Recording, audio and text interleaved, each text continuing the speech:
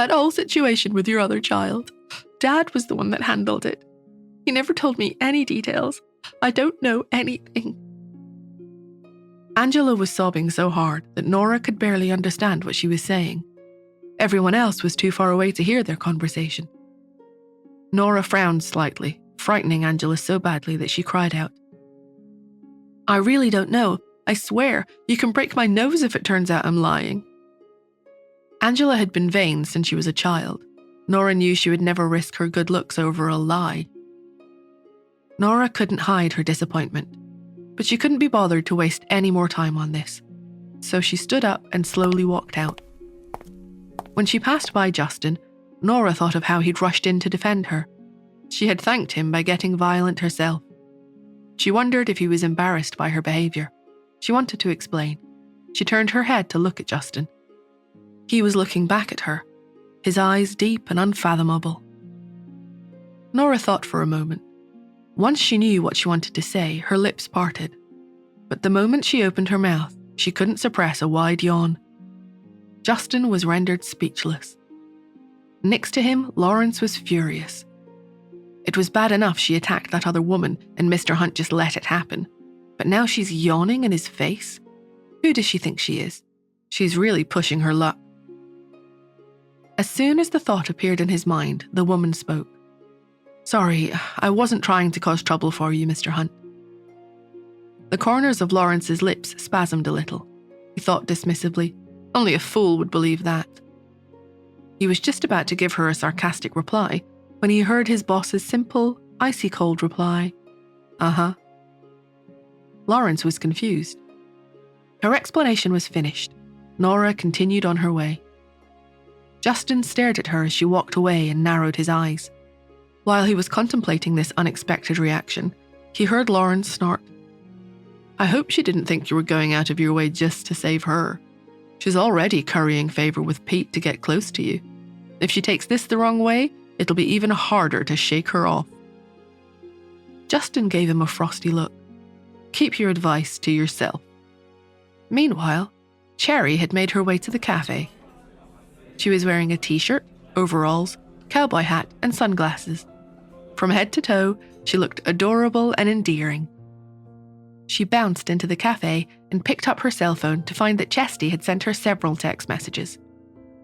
Are you here yet? You're already 10 minutes late.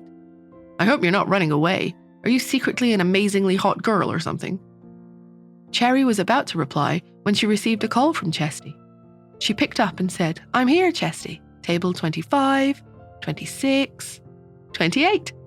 Chester was already seated there with 3 empty glasses in front of him, bored out of his mind. Yeah, table 28. That's right. You're here. Where are you? Look down. He looked down and saw the top of a cowboy hat.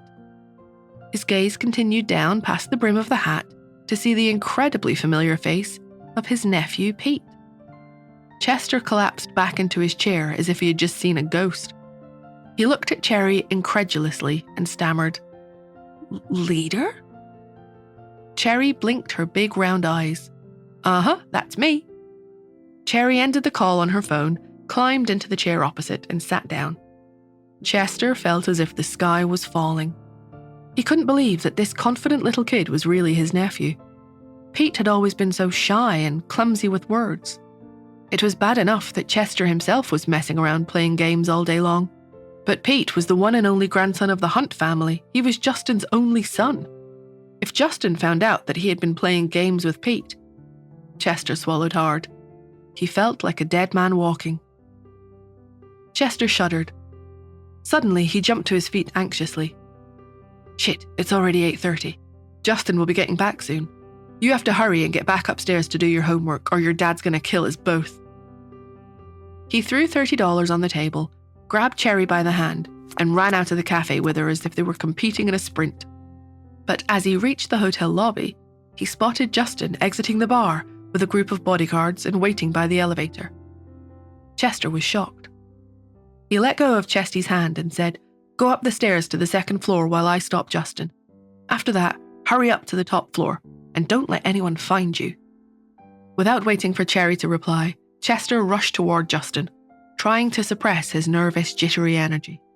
When they reached the top floor and opened the door, he saw Pete sitting studying at his desk. He gave a huge sigh of relief. After watching Justin enter the study, Chester snuck over to Pete and winked. "Good work, kid. I made a fool of myself in that elevator, but I guess it was worth it." Pete's mind filled with questions as he tried to understand his uncle's inexplicable words. He wondered if Uncle Chester had gone mad. Downstairs in the lobby, Cherry was puzzled. She had watched her father and uncle enter the elevator, and she had run after them with her short little legs. Unfortunately, she wasn't fast enough, and the door had slid shut before she could join them. Her uncle had told her to go to the top floor. But there were 2 presidential suites on the top floor, and she didn't know which one he wanted her to go to. Cherry wondered if it was possible that Daddy might be the dummy next door Mummy had told her about. She decided to go to the top floor to look for her father anyway. She could ask him why he had made her and her mum move to a different room. Is it because he didn't like us anymore? With that in mind, she entered the elevator, pushed herself up on tiptoe, and pressed the button to send the elevator to the top floor. What will happen if Cherry accidentally exposes her identity while searching for her father's room? Will Angela seek revenge on Nora for the public humiliation, or will she reveal more family secrets instead? To find out, download the Pocket FM app now. Link in the description. Don't forget to like, share, and subscribe to our YouTube channel for more gripping stories.